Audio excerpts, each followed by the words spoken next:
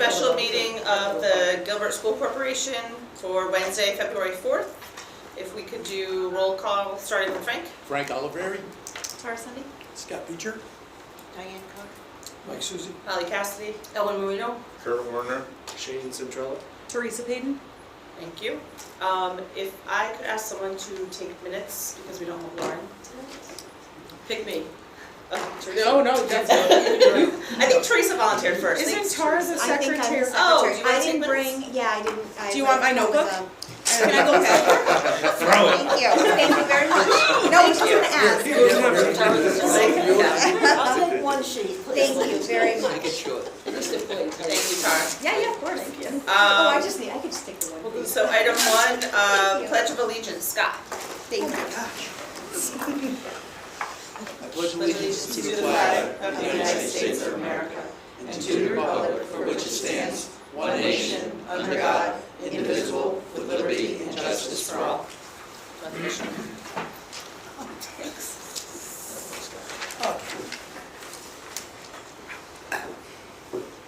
The Gilbert School is committing to ensuring that all students are prepared to be thoughtful and productive citizens in a complex global society. In pursuing this mission, we believe that all students can learn and be successful. All students are valued and deserve an education that addresses their academic, physical, and social, emotional needs. All students are entitled to a safe, healthy, and respectful learning environment. All the Gilbert School community members must uphold high expectations, be accountable, and demonstrate a commitment to excellence. Celebrating the heritage of the Gilbert School strengthens the community pride, and inspires individual accomplishments. Thank you. Next item on the agenda is the head of school budget presentation. Okay, good evening, everyone. Good evening. Tonight, we're going to start with a quick overview, and then we'll talk about the budget books that you're going to get. I'll explain how they were constructed, and then at the end of the meeting, you'll get your book. You'll have an opportunity to kind of go through page by page if you'd like. If you have questions at any time, you can email them to me. I will collect all those questions, and during our next meeting, I will respond. I'll share the questions and respond to them all at once. So tonight is really just to give a brief presentation, and then you get your books. Okay? All right. So let's first talk about what are our objectives. Pretty straightforward.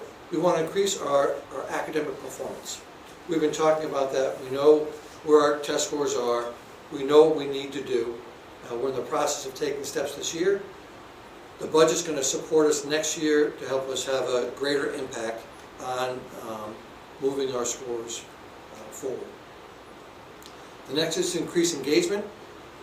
Engagement plays into student success. This year we have put a lot of effort into that, as defined by back to school night, homecoming. We want to get people more involved. Then the last part is to provide a safe and productive learning environment. So a couple things we've already done this year. We've recently secured a math interventionist, which is grant funded. We've engaged Ed Advanced and the state for math and curriculum instruction support. We have also moved our math agile program into the next grade, trying to continue that, and continue with the Read 180 at the middle school level.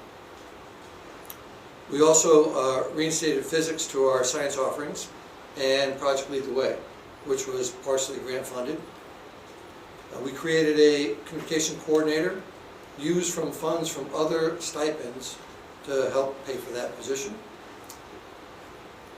We increased family engagement like we talked about, specifically back to school night and homecoming, which was partially grant funded as well. We revitalized the large gym and we are doing the small gym, both with grant funding. And we're in the process of trying to purchase a school van to keep down the cost of transportation and again, that is grant funded. The last couple things, we did hire an ASO. We had one last year. That person resigned, and we were able to hire another one. Again, that speaks to a safe community. And then we've also upgraded our security systems, cameras, doors, and door locks, which again was partially grant funded. So the focus there was really to try and use grant funding as much as possible. So, where are we at now? What are we asking for next year?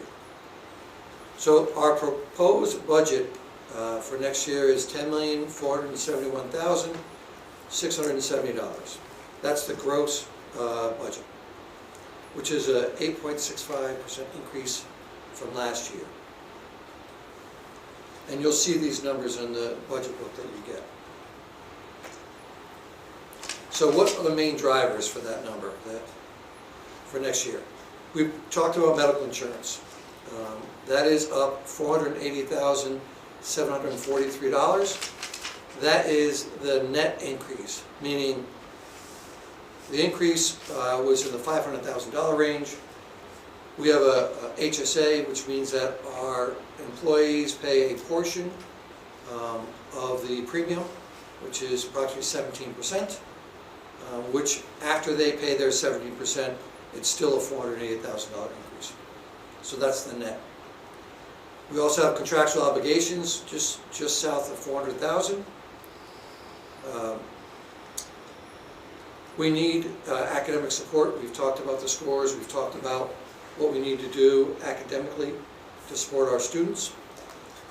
And then the other thing is, this is the year where a lot of the COVID era funds are going away. So money we had last year in grants are no longer accessible this coming year. So those are the main drivers that go into our increase. To give you a sense of what our budget looks like holistically, this really breaks it down. So between benefits and contractual obligations, that's 83% of our budget. The last 17% are in these other categories. And you can look on the right to see the increase, the percent of increase. Instructional support is 3%. Building management is 5%, which is utilities, break fix, things like that. And the other large one is just general expenses. Everything else is at 1% out of the 17%. So I'm going to stop there and switch over to talk about the budget book.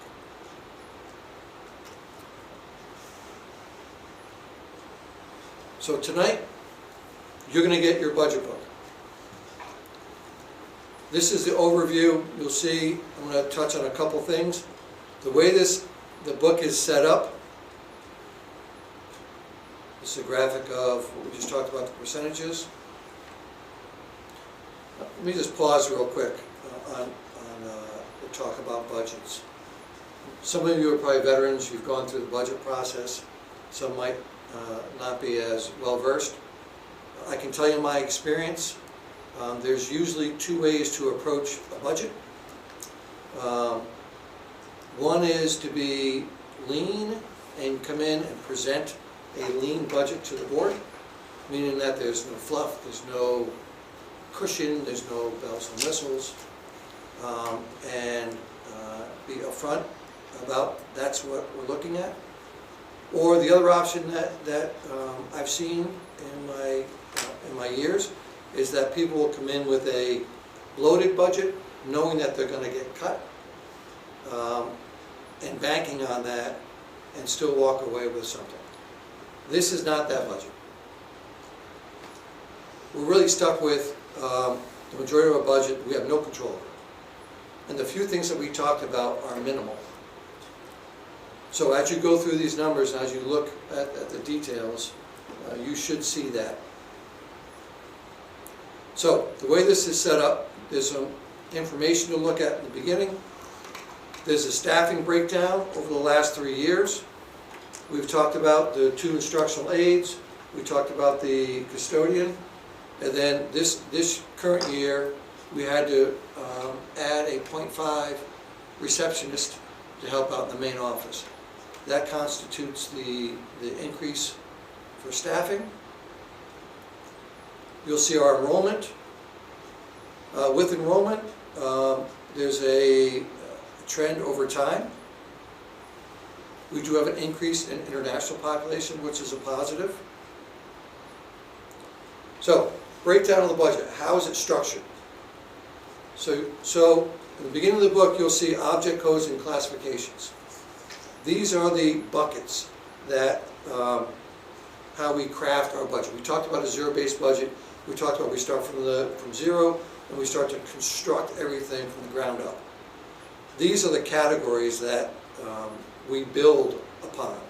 So there's salaries, there's benefits, there's instructional supplies, there's property services, there's information and communication, there's professional experiences, other services, like contracted services, athletics, capital, and then debt service. So those objects and classifications, in the beginning of the budget book, you're going to go through and see detailed items in those areas. And I'll tell you exactly where the money's articulated in those areas. The mid part of the budget book talks about the revenue or the loss of the revenue. So you'll see the COVID money that we received last year. You see that we won't have it this next year. You'll see the money that we take in, like from gate money and any other sources that we have. But then the last part of the budget part is looking at the budget from a different perspective. Instead of object or classifications, it'll be by group. So what does it cost to run the art program? What does it cost to run the music program? What does it cost to run our math program? So it's the same information, just broken out differently. You'll also see a budget summary. So you'll see this in your budget book. This is our budget over time in those object and classification buckets. So what does it look like for salaries over time for the last 3 years? What does it look like for benefits over that time? What does it look like for capital and facility improvements over time? Ultimately, when you look at this, you're going to see the yellow highlighted section. That's the budget we're presenting. That's the number when we talk about voting. That is the number. Underneath that, for the Winchester folks, you'll see highlighted, this is the tuition for Winchester, and the percent increase, as well as the overall dollar amount. The increase that we're looking at right now is $814,000.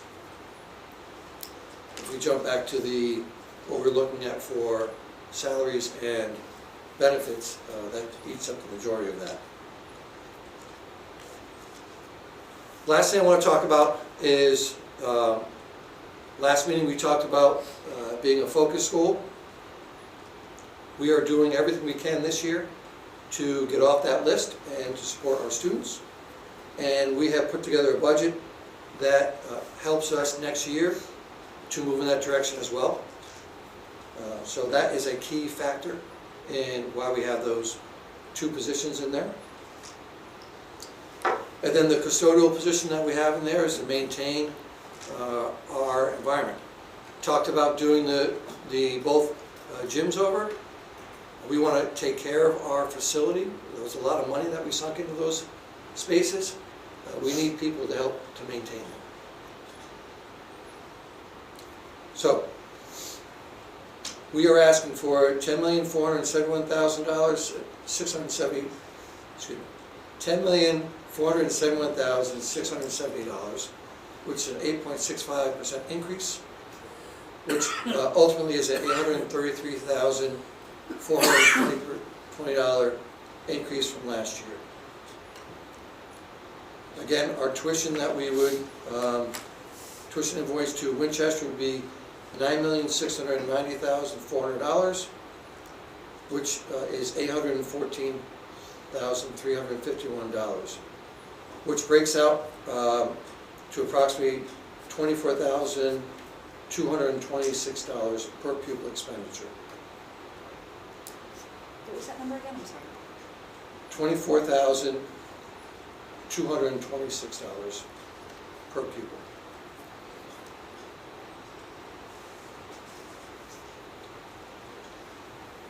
Any questions about the initial presentation or the budget book?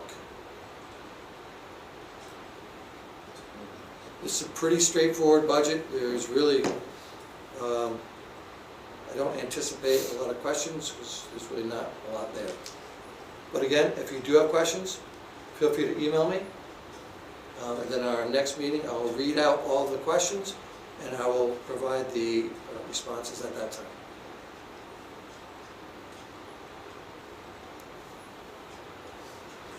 Very efficient. Scott?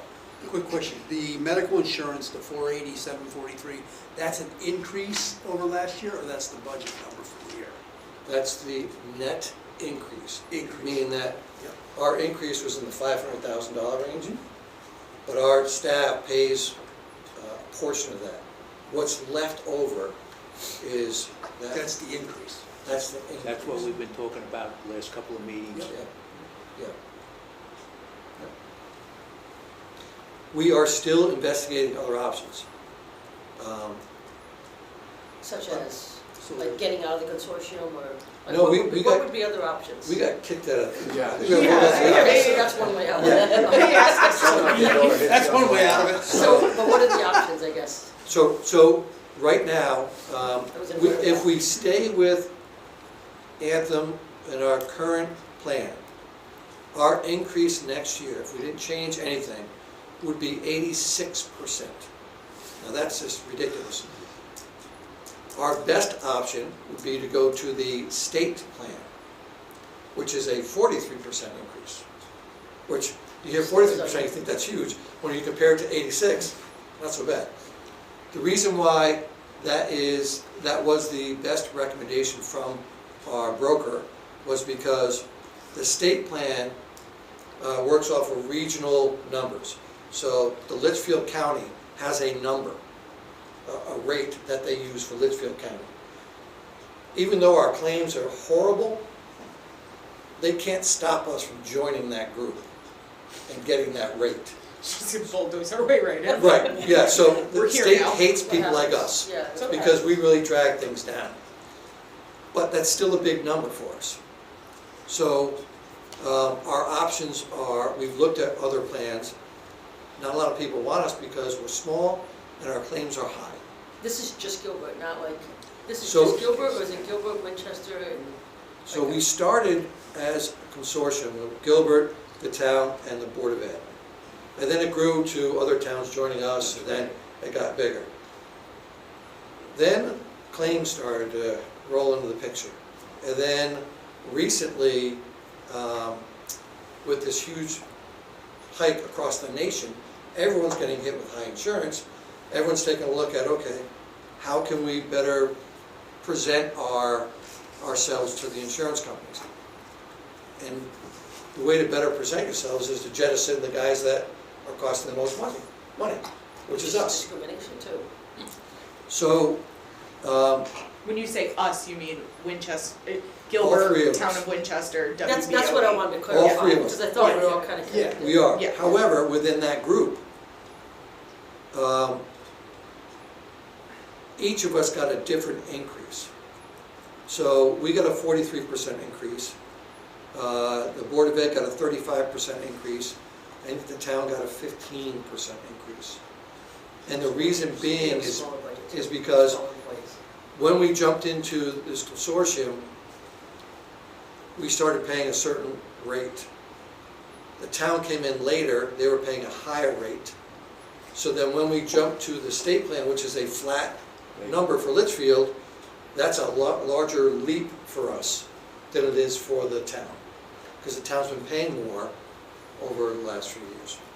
So that's one of the reasons why. And it does us no good to stay together as a group right now because no one wants to bid us as a group. So the only other option that is really on the table is self-insured. We've already taken one swing at that to try and do that. I will be upfront with you on two things. One, being self-insured is gambling. Really what that means is, we guess, okay, our claims have been $2 million for the last 3 years. We're going to put aside $2 million next year to pay all of our claims. But since we're self-insured, we're not going to pay the insurance fee. That's where we kind of make our money. And if our community is healthy, then that $2 million, maybe we only pay out $1.8 million. Then we take that $200,000, we put it into a health account in case the following year is bad. On the flip side, if you put $2 million away and all of a sudden we spend $2.5 million, we're on the hook for that $5 million, for that $500,000. So it's a gamble. That's one of the two things. The second part is, I'm kind of a gambler.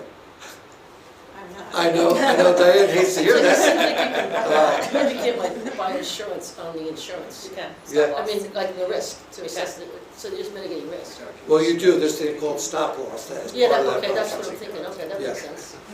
So, Stop loss is expensive. It is. Insurance Do companies you are have- better at it than we are. well, just to give you an example of the stop loss, so stop loss is, we buy a plan that says, if any of our people hit a certain threshold, then we don't have to pay for them anymore. And you can move that goalpost wherever you want, but the higher that number is, the lower your premium is for stop loss.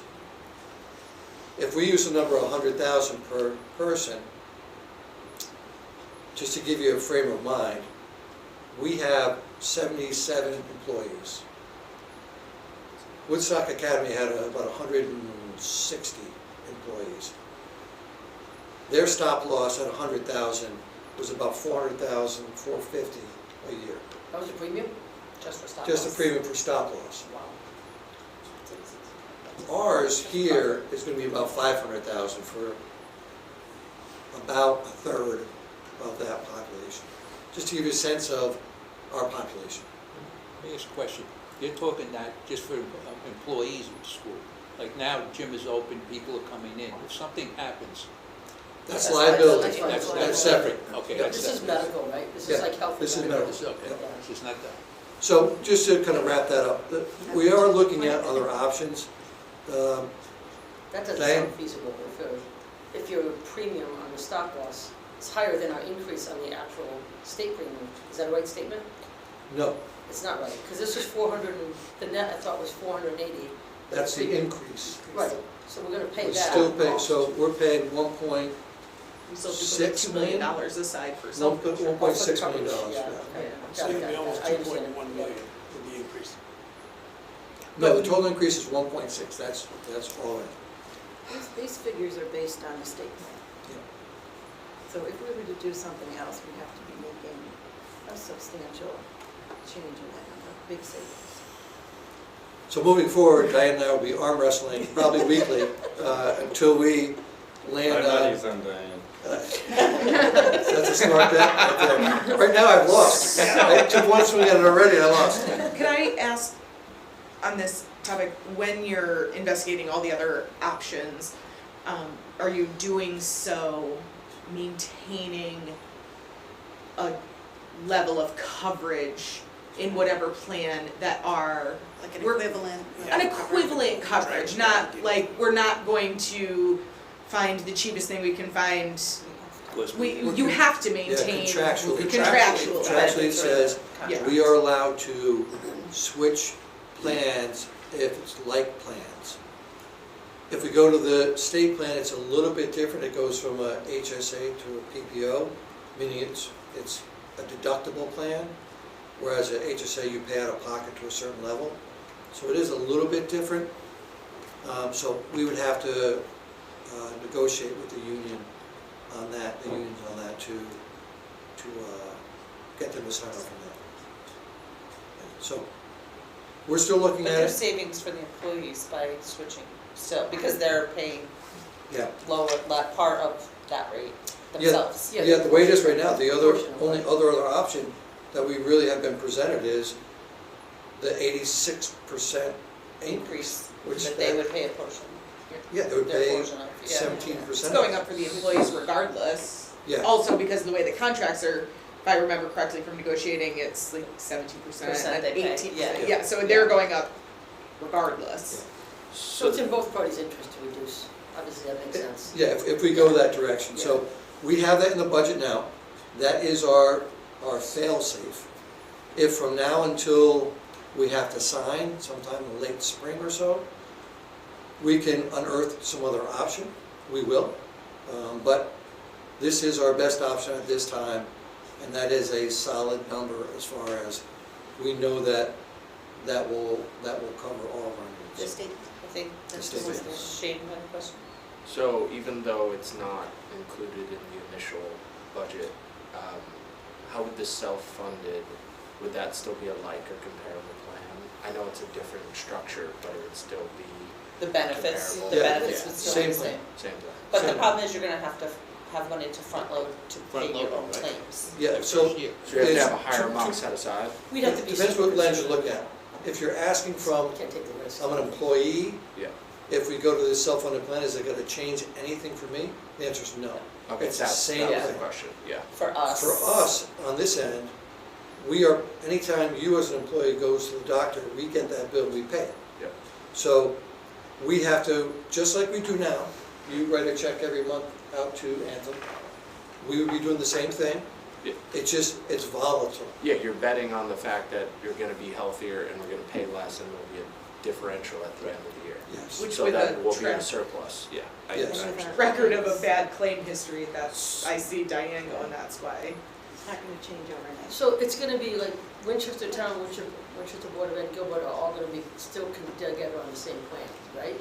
Because Yeah, the- well, No, not No, necessarily. we all have options. I understand they have different percentage increase, but I'm just We'll have curious. options to go Yeah. state plan, stay what we have now, or Something look at completely other different, things. yeah. So The- last year, we had a much lower increase than Winchester supposedly did, I think, didn't we? We had a very minimal insurance I don't wanna increase. say much lower, I think ours was 11 something, and I don't think Winchester's was that much higher, maybe 12. Yeah, I just thought we were, But Diane went like person by person. I- Last year when I she don't built know. the budget. I go Increases. person by person, who's enrolled, I look at where do I think they're gonna be in July? Do I know someone's getting married? Yeah, do I put them up to two-person? You know, and usually I'm pretty good. This year I had somebody who Okay. was single, Surprise you. got married in April and had a baby a few months later. Couldn't see that one coming. so where I'm going with this is like, how do you hedge against the future? You know what I mean? Because if we're looking at a huge increase this year, we went from 11 to 40 something, that's a big jump, right? In 1 year. Of course. For a premium, and then what do we expect next year? When does Next it? year, it, When is it? But I'm just saying, how do we When is it? hedge for that? Like, because insurance is obviously a big, yeah. well, it's a big issue. We've been very fortunate over the years where we've had single-digit or zero increases. Okay, And last year we got hit with almost 12%, and then we got hit with. Which looks great now. So we were living on borrowed time. So, one last question about that self-funded. So if it's self-funded, the comparison then goes upon, because like when you have a plan that is not self-funded, it's HSA currently, that would incur, so there's no deductible on that, or there's a small deductible, like, there is, okay. So, but the self-funded, I understand it's based on a health year, but can you go back and say, because I guess I'm a little lost in the insurance aspect of it, but that number last year, like if you were self-funded last year, though we pay out, I know it's an insurance nightmare for the insurance company, that's why they don't like us, because they're paying out more. They're per- losing money on us. Exactly. Yeah. But what is that actual number that was actually paid out by the insurance company last year? Like how many Yeah. claims? So Well, for no, every no, dollar what's the total, premium, what's yeah, the what total was- premium, We like were told that on every dollar of our claim, they were paying out $1.51. $1.51? So again, but like, what is that total expenditure? Because if it's self-funded, that's what it would be compared against, because we're paying those actual bills as opposed to pushing them on to. The first time we looked at it, there was not a lot of savings from those figures. Gotcha. Because I'd be interested to just know, like, what's the cost total, and I understand it's a bet against people are gonna get healthier, those are gonna go down, that's what you're hoping for, obviously hoping for health, but what is that total expenditure? And then, is there anybody that was like on long-term that is dropping off, or, you know? Yeah, so again, you have to look at the data, meaning, okay, what were your claims the last few years? Are there variables or one-offs, or is there, do you have people on there that have chronic conditions or medication? Yes, that's If what these I are was one-time wondering. Medication claims that- or Yeah, so chronic, you have to look at it, you have to figure out, okay, what is that number that you're comfortable with to set aside, Sure, gamble, yep, to see if you're gonna get them. yeah. We did that at Woodstock, and I can tell you, it is extremely stressful, because they pull out of your, pregnant, having a kid. every week, they pull out of your bank account You fund your claims. your claims. So So that's you don't a have any gut-wrencher. control You of have to it. have the money fronted, like. Got it, Yeah, and that could be 0 or it could be 100,000. Yeah, And you could get hit with 2 weeks in a row of $100,000 claim. Do you see Diane's face? I saw that. Well, you're kind of looking at a public trust in a way, and I understand why you want to be conservative with that. I get that part. I understand why you want to gamble. I like that part as well. Looking for it, I think explore the options, but I don't know if I'd want to have to deal with that month to month with all these fluctuations and the unknowns. We're not insurance companies. We're not good at mitigating risk. You know, that's not our expertise. Yeah, So I'm not sure I'd want to go down that road, unless Holly wants to, because I know she knows it better than I do. I feel like The Holly's number that saying, we've got in don't the do it. budget now is kind of like the worst case scenario, Yeah. so. Yeah, we I mean, know we're don't- protected. We don't know exactly where the percentage for the state plan is going to be. I'm hearing mid-March, they'll have a firm number. So we must, I mean, the insurance companies do this, but there must be some predictors of some range from the claims we did this year, the nature of the claims which caused that spike.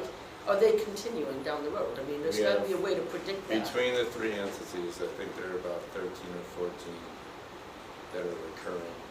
Ongoing. Yeah, I think that's why we're all looking, three Cases. entities are looking Okay, at. so, yeah, without violating HIPAA stuff, I mean, we're just trying to get an idea of, I don't know how that breakdown is and which one is which, but between the three entities, it's 13 or 14. Have we well, that helps you budget though. when you know that, explored and it's- encouraging people financially to We always. Incentivize the kickoff. of land. incentivize the, I would not advise that. I would not advise that. As Okay. an underwriter that does this every day, okay, I explain this to Julie, Because the you're sick ones gonna, stay on. yeah, the sick ones stay on, so you might have some young teachers are that good risk, pay in, are, pay their premium all the Okay. time, and they're not going to the doctor, and they're not utilizing it, they're kind of subsidizing the ones that Gotcha. are, so if you incent people off the plan, your premium's lower, but your claims aren't going anywhere. Yeah.